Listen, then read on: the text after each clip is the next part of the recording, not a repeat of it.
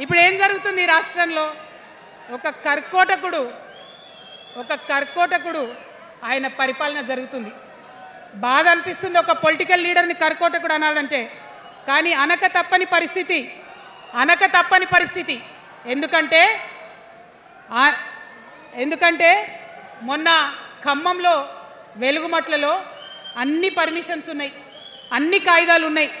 అర్ధరాత్రి పోయి ఇల్లు కూలగొడితే ఒక నిండు గర్భిణి టెన్షన్తోని అబార్షన్ అయిపోతే ఆ తండ్రి ఏడ్చిన ఏడ్పులు, ఆ తండ్రి రోదన ఇంకా కూడా ఈ చెవులకు వినబడుతుంది. కాబట్టి ఇప్పుడున్న సీఎంని కర్కోటకుడనే అంట, హిట్లర్ అనే అంట.